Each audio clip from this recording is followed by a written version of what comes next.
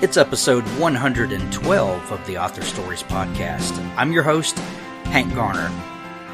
You can find all of the archives of the show at hankgarner.com, and when you go there, please click on the links at the upper right to subscribe to the show. You can subscribe in iTunes, on your Android device, or any way that you listen to podcasts. There's a link there where you can subscribe. If you use iTunes, please go to the iTunes store and give us a rating and leave a comment, please. That helps us get boosted in the algorithms and other people can more easily find the show. While you're at hankgarner.com, please click on the Amazon link and do your normal Amazon shopping. That gives us a little kickback and a little commission that we earn there, and that helps us do what we do each week. Please visit our sponsors. You can find them in the show notes.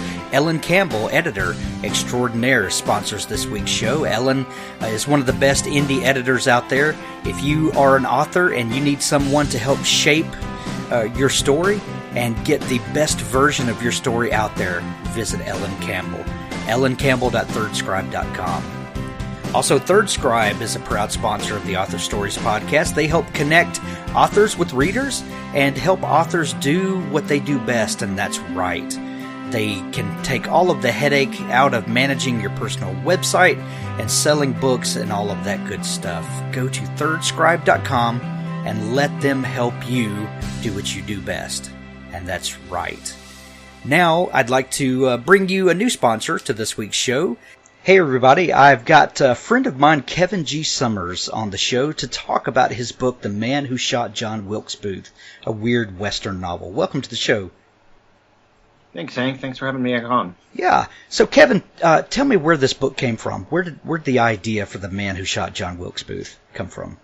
Well, I wanted to write a comic book, and I had been researching like how you break into the comics industry and such, and I loved Westerns. This was like right around the time that The Dark Tower was finishing up, and I was totally into Westerns. I was watching Jimmy Stewart and John Wayne movies and stuff, and I wanted to write a Western, and I wanted to write a comic book, and I put those two things together, and I was into, conspiracy theories and such. So it was like all my interests at one time came into to putting this story together. And I was always into history, so I wanted to use a historical character, and so I started looking at who had these weird stories that nobody knows about, and that's how I stumbled over Boston Corbett, the man who shot John Wilkes Booth, and he was just the weirdest historical figure. So I figured, man, I could just take where history ends and pick up with fiction and just run with it, and so that's how I started writing the story. The story originally was serialized, wasn't it? It was. After the whole comic book thing didn't work out for me, I decided I'd make it a novel, and I serialized it in 3 parts, and I released it over the course of about a year, which is a little slow for a serial. And the 3 parts gained some following for me, and I finally put them together into a collected edition, which is the one that everybody sees now. And the collected edition you can get, you can read it for free if you have Kindle Unlimited, right. Which I have all my books in. I know that you have yours in, and that's a fantastic thing for readers. The Kindle price is only $2.99, but if you have Kindle Unlimited, you can read it for free. What if people don't like Westerns? Is there something in this book that would appeal to people outside that specific genre? I like the idea of people reading outside of different genres. So I tried to write a book that would appeal to like the literary fiction market, that would also appeal to the people that like conspiracies and strangeness, and of course the Western market. So anything across those boards. If you liked the X-Files, if you like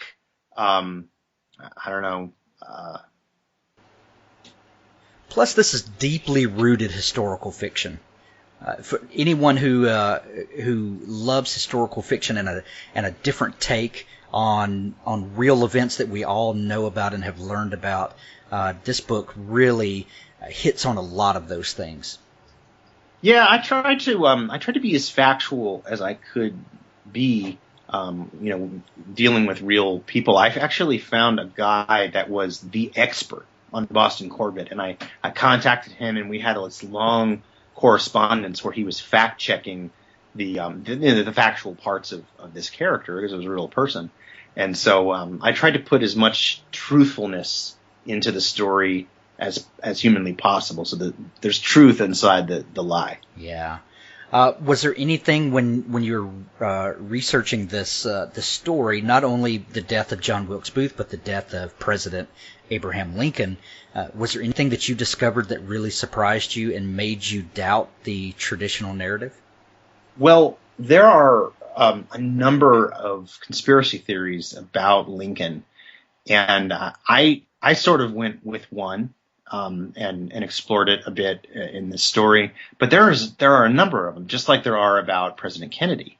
And people go with the traditional narrative of what happened, but if you start digging around, you'll find there were a number of people that had motivations to kill Lincoln. There was organizations that had been at play for hundreds of years in world events, and it's a hypothetical thing. This isn't an exact copy of an idea, just putting in a story. But I took some of those ideas and I compiled them together, and then sort of changed some of the names around.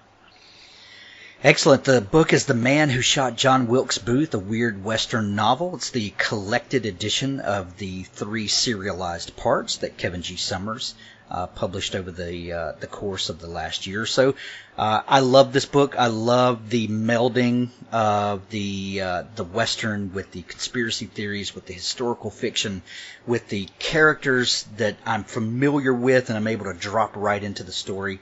I think a lot of you will also love this story. We're going to play a snippet of the audiobook at the end of this episode, so if you'll stay tuned, check it out, and then there's a link in the show notes where you can go pick up a copy of The Man Who Shot John Wilkes Booth, a weird Western novel. Thank you for coming on, Kevin Summers. Thanks, Hank.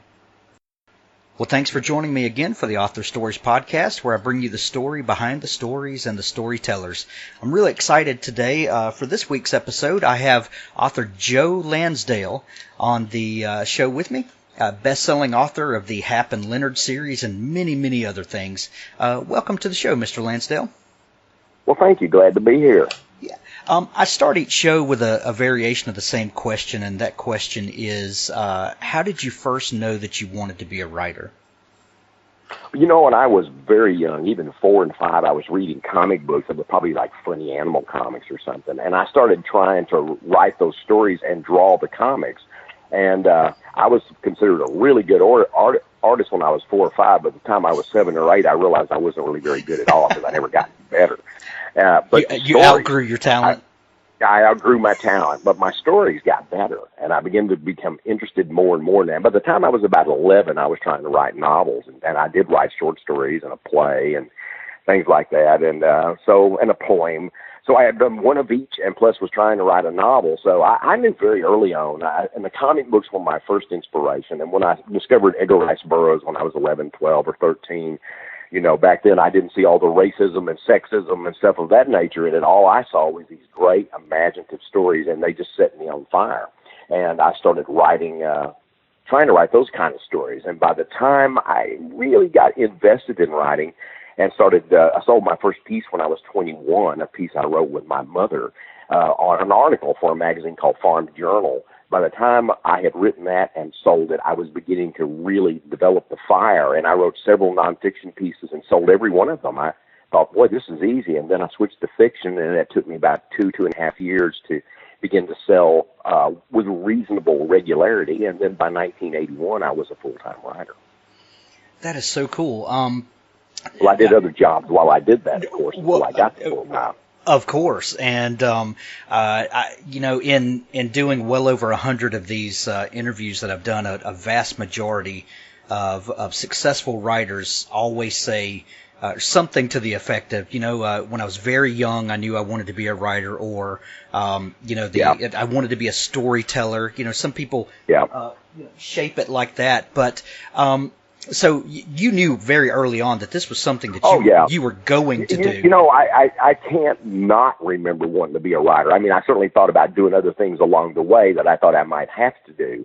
I was under the impression then, and probably was a very realistic impression, that most writers, you know, did other things, like they worked at newspapers, or they worked as professors, or they worked in other jobs. And that's really true. It wasn't until the 1980s that you saw this big boom of writers who were purely professional writers.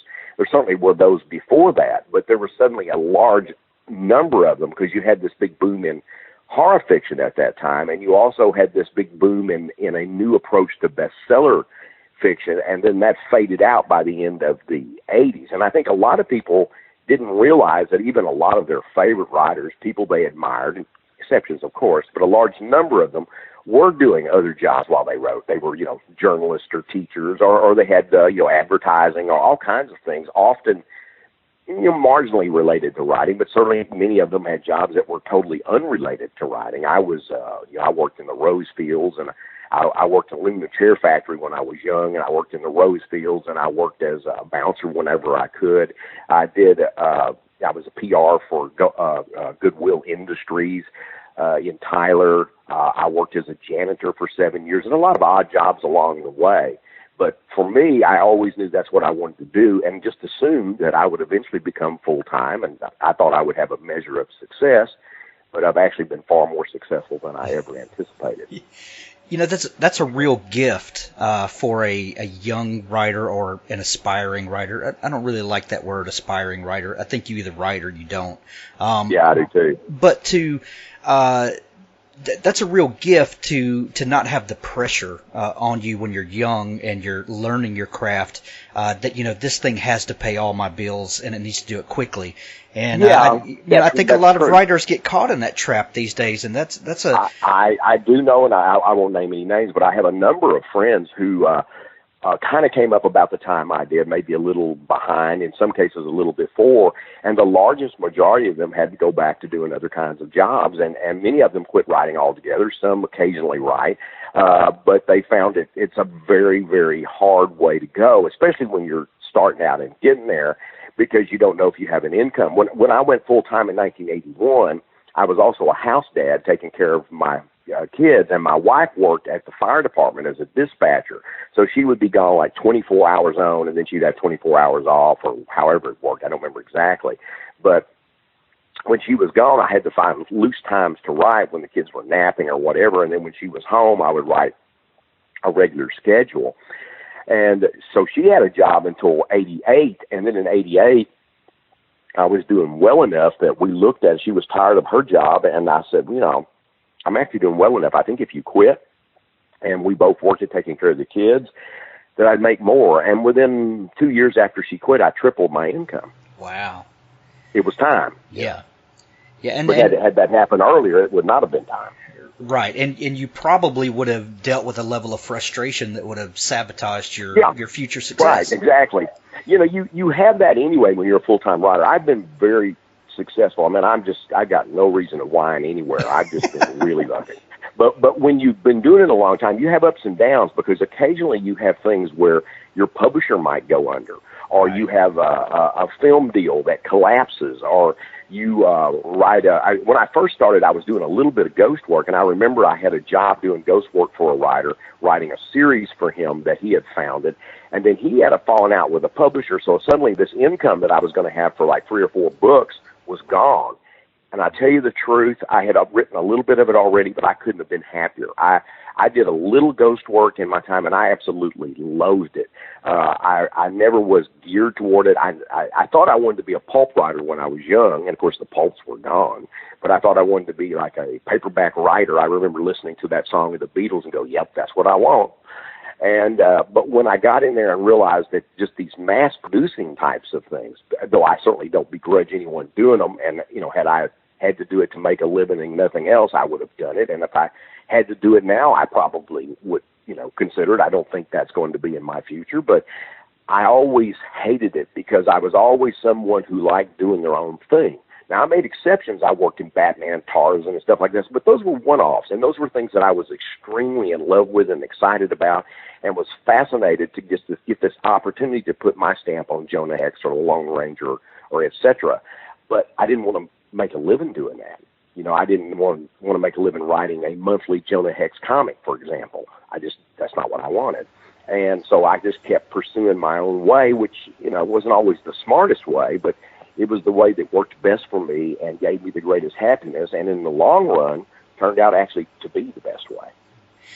Speaking of those comics that you just mentioned, and you mentioned earlier that you had an early love of, you know, probably some of those animal comics and things like that. Mm-hmm. Was that something that stuck with you through the years? Were you a fan of comics? I know you, like you mentioned, you worked on Batman the animated mm-hmm. series. You've done some books.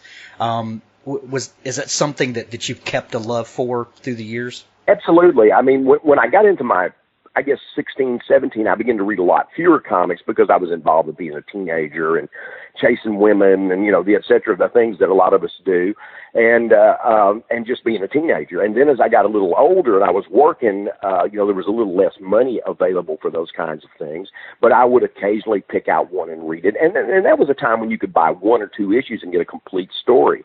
And but I only bought occasionally, or I would buy these big collections of not paperback, but a big, thick compilation that they made. They didn't have them as frequently as they do now, but I always kept my interest in comics and always read comics, just more sporadically until probably the 80s, and I began to read more seriously. Where I lived, there was no comic shop. So it was and comics had disappeared for the most part off of the racks and stores and things like that, which is where I used to buy them. And so since they had disappeared, I wasn't as aware of them, but I began to have friends who lived in Austin and such. They say, hey, this is a good run here. If you want, I'll pick this up for you. So, you know, my friend Louis Shiner and different people would recommend something. So I started doing that. Then in the late 80s, there was a big boom in comics. And then I started, when I traveled to those cities, I would buy, you know, large amounts of them. And then, of course, I started writing them in DC. Back then, DC and Marvel both. I was writing for DC then. They sent you everything they did every month. So I eventually had hundreds of boxes of comics that I couldn't even keep up with reading. And eventually I think they quit doing that, which was wise because it was a waste of paper and time and industry. But it was wonderful to have all those comics, even if most of them I was not interested in or didn't have the time to read. And I'm a heavy reader. I read fast. But I certainly did have a lot of comics then. And I think I kind of died out in the early 2000s and gradually, you know, I still buy them, but I tend to buy these big DC archives and occasionally I'll go in and buy a new series that's been bound together. So I still read them, and I was very excited to get to write for the animated series, Batman and Superman. How did that happen? How did you wind up writing for the animated series? That's such an iconic thing now. I think people look back with great nostalgia, especially on that Batman series. I do too. And, you know, I meet kids probably in their 30s now or something like that. They go, oh, my God, you wrote for that? That was a big part of my childhood. And I'm glad for that because they often remember my episodes even better than they remember some others. So that certainly makes you feel good. But I always loved Batman, and Batman's always been my favorite of the superhero comics. You know, there are other individual comics that I like, but certainly those were my favorite of the superhero comics. And I had written a couple of short stories about Batman for the anthologies. The Keaton Batman caused this big storm of interest in Batman again. And so I had written those, and a friend of mine, Bob Wayne, worked at DC Comics. You know, he was the marketing guy there until just like last year, I think, and retired.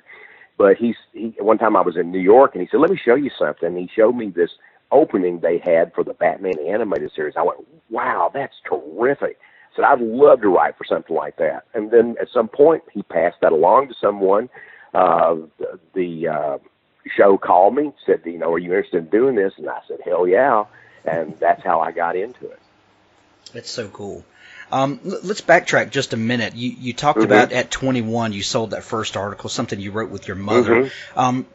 Were you writing other things at the time? Had you kind of fixated on, okay, this is going to kind of be my style, this is what I'm looking to write? No, I hadn't found my style yet. I at the time, at that time, I really still wanted to write Edgar Rice Burroughs type books, updated, and there was a real boom in them at that time. There was a boom in them in the all through the 70s, and so I was still. I mean, I think Lynn Carter was doing them, and of course I was reading the older ones from the earlier time by Gardner Fox. But there were a number of people who were doing that, and sort of Robert E. Howard pastiches, and so that was a big flavor for me. But as I began writing, and I was in my early 20s, I began to sort of outgrow that stuff. I mean, I still love it and have since written some stuff in that vein, but I began to see its limitations, and I was such a heavy reader. I read all of the popular stuff, but I also read Hemingway and Fitzgerald and Faulkner and Steinbeck and Flannery O'Connor and all of these people. So my vision about what I wanted to write began to change.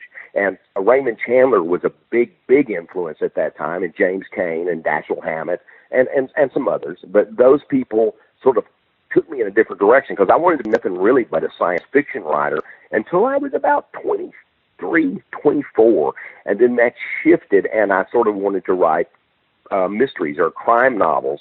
And then even that shifted as I was doing it to write what I thought of as more contemporary novels wrapped around a crime novel, or a crime novel wrapped around a more contemporary novel. And it took me a while to get to that point, to succeed at that, at least as much as I was able to. But that changed my direction. And gradually, I was writing like everybody else through the 70s, trying to copy this, trying to chase the markets. And in the 80s, when I went full time, after about 2 years of trying to do, ghost work and different things like that, I was so sick of it. I just said, you know what?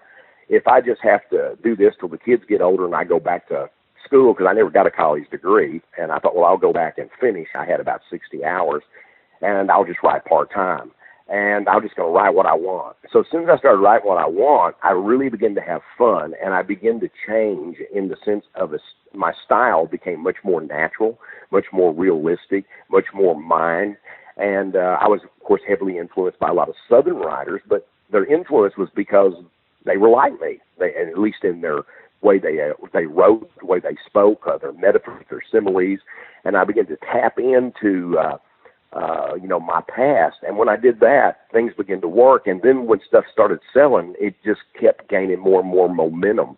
And I had written a lot of short stories, even by the early 80s. By the time it was 1988, I had written a lot of short stories.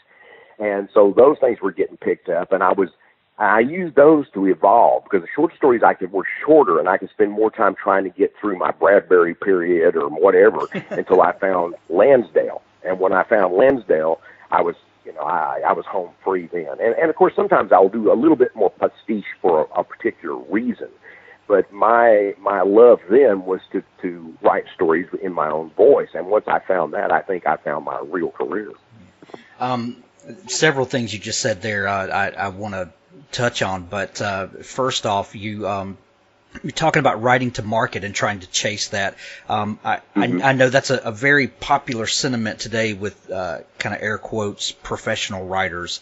There's a school of thought that says, find out what's selling, go right to that if you want to be a pro at this. Yeah. Your books have and I understand what you were saying about wanting to be science fiction, but then sort of morphing to the crime and then looking for wrappers around that for and even that morphed into something else. Right. Yeah. Well, and your books are a little hard to categorize sometimes. You've got. So they tell me.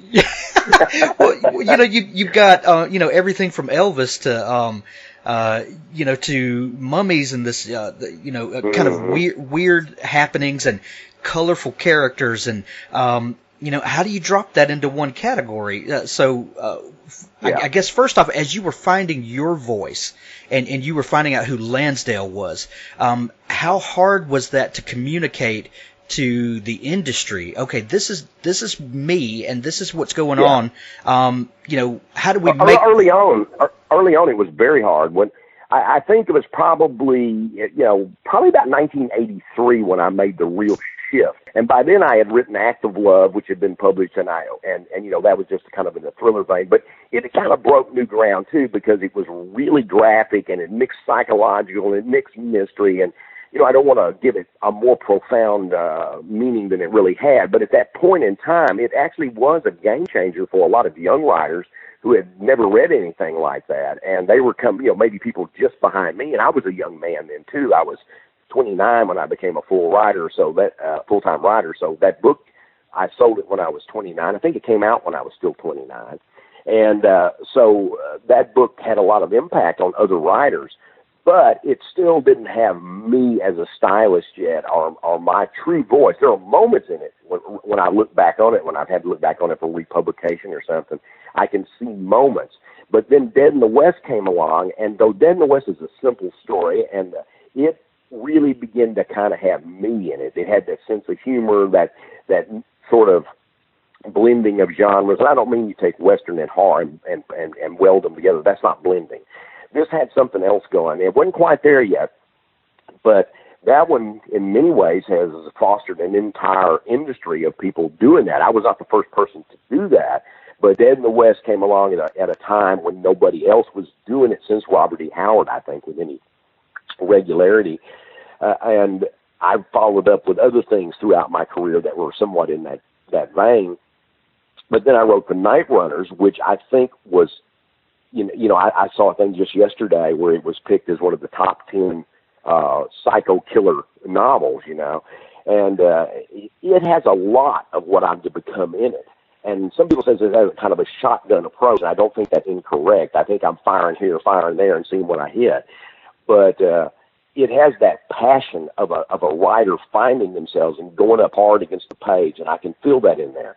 But all of that stuff was written through 80 and 83, even though The Night Runners did not appear till 87, I think, because I couldn't sell it. And this was before Clive Barker, and people just go, oh, my God, I don't know what this is. And then so that stuff started selling. But in the meantime, I started writing and concentrating on short stories like The Pit. And then along came Night They Missed the Horror Show and On the Far Side of the Cadillac Desert with Dead Folks.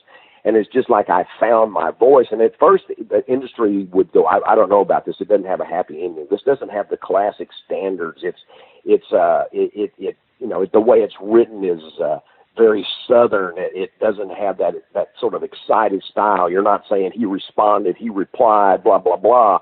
But I had done that in some of the earlier books, with the more pulp-influenced books and stories. And at this point in time, there was a sea change within me that it was not ready for.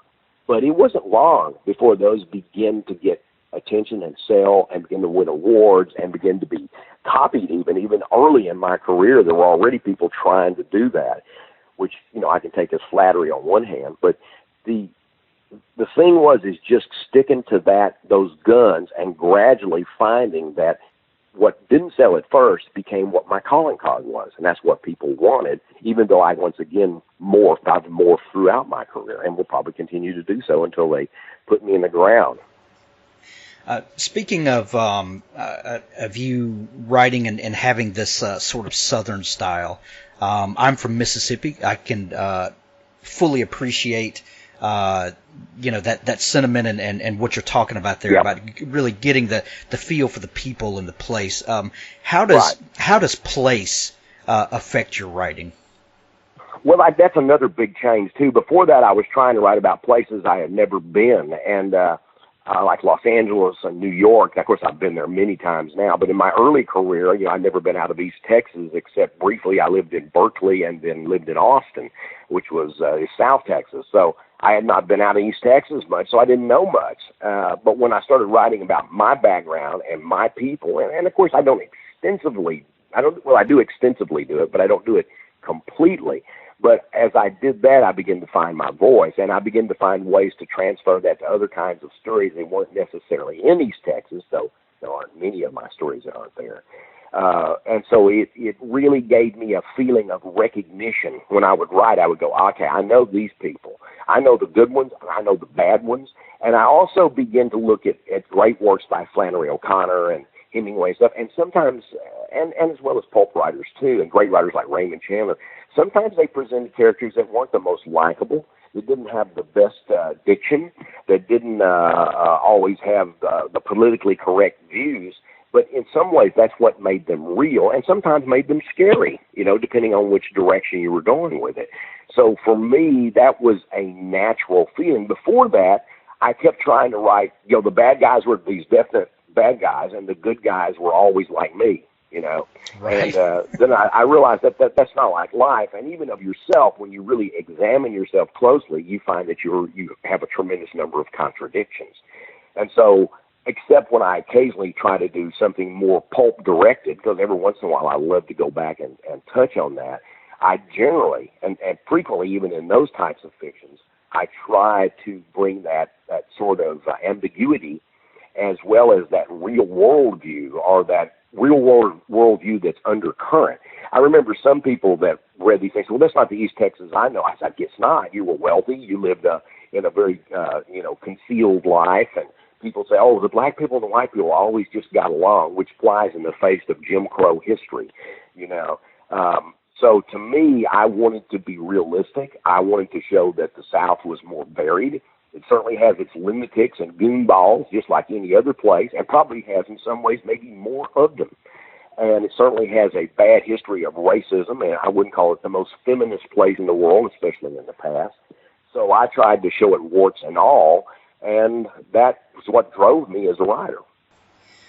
How do you balance that, your observations with history and keep characters from being caricatures?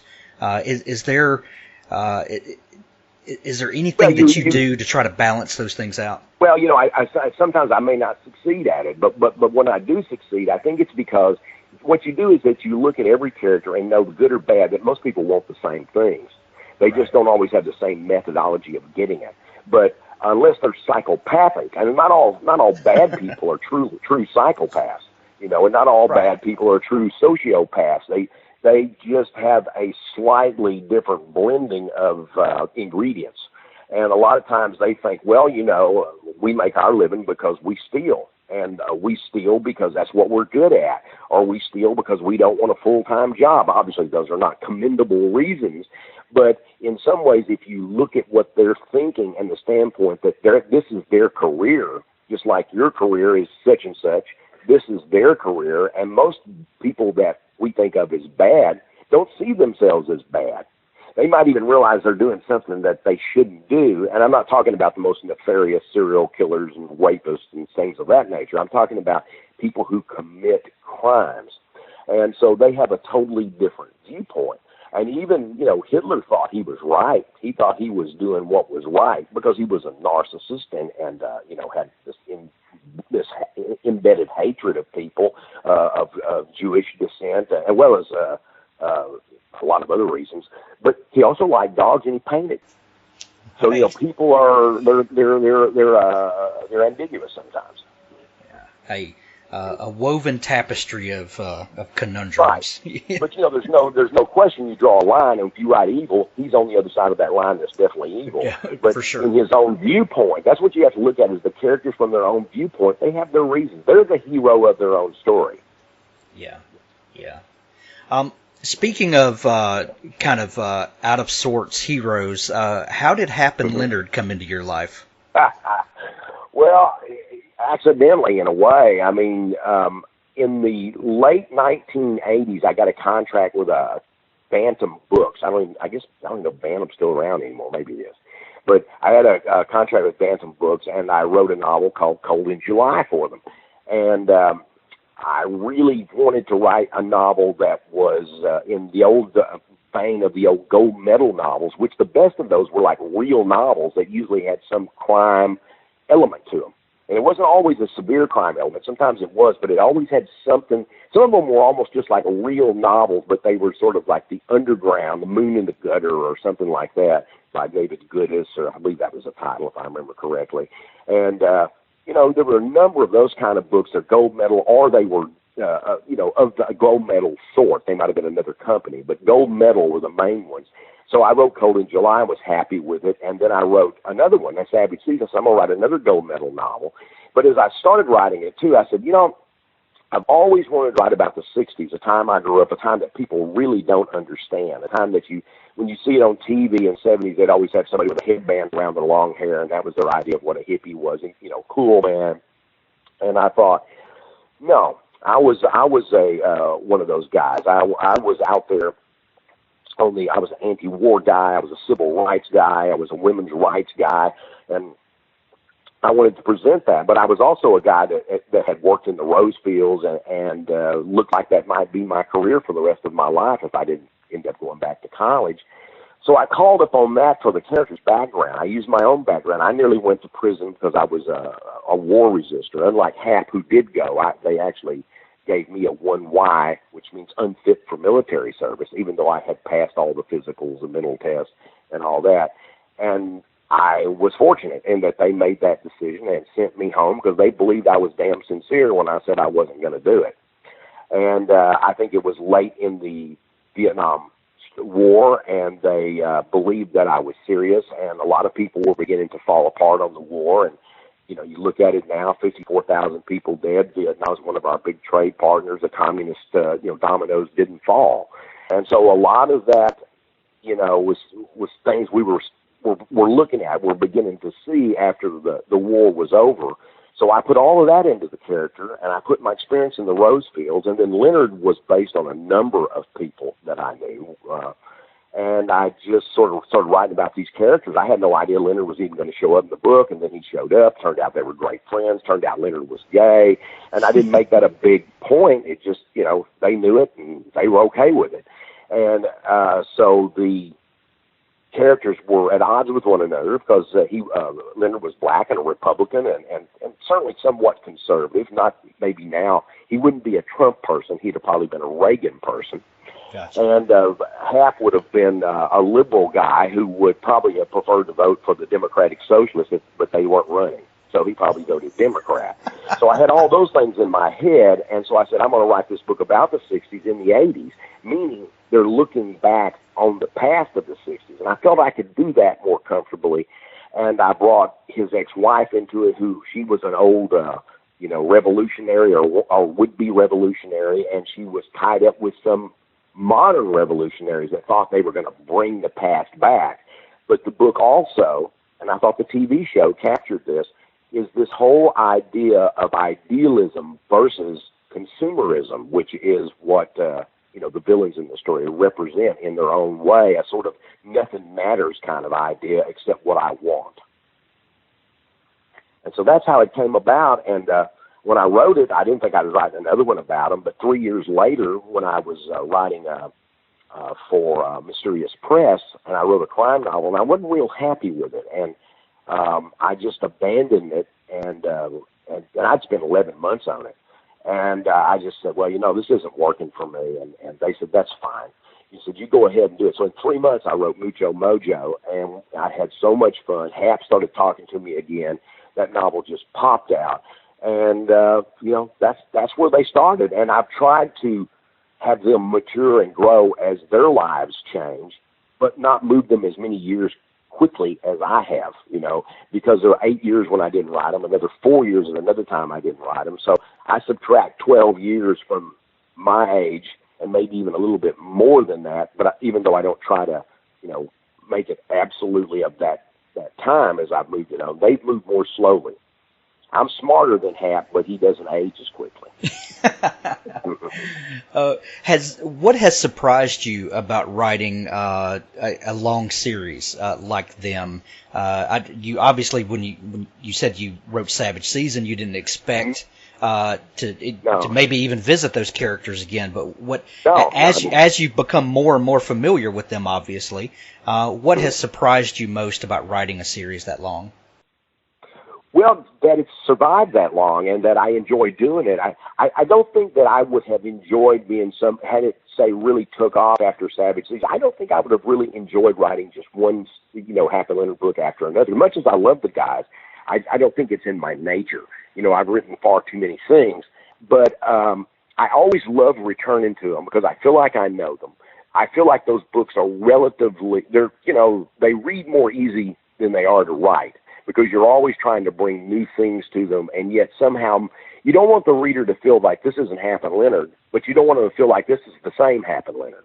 And sometimes that's hard to achieve. So what I've done is I've given them changes in their life. I've given, and Hap and Leonard both have somewhat moved more towards a mainstream, I don't know, respectability, but instead of working in the rose fields and odd jobs, because every time you saw them, they had an odd job, they had a different car, they lived in a different place, just like people I knew who were trying to survive, And so now Hap has a house. Leonard seems to be settling down. They've had trouble. Leonard's had trouble with his boyfriends and et cetera, just like humans do. And Hap seems to have found a woman that he is comfortable with. And he now, in the last book, you find out he has a daughter. There's a lot of things that have changed. And that's what's made it able for me to write about these guys, because I look at my own changes in my life. I remember, scraping along, and now I'm making a living very comfortably. I have a nice home, what have you. I still have many of the same views that I've always had. And certainly I do about civil rights and things like that. But I was able to break that poverty barrier, which my family had been in, prior to me and my brother.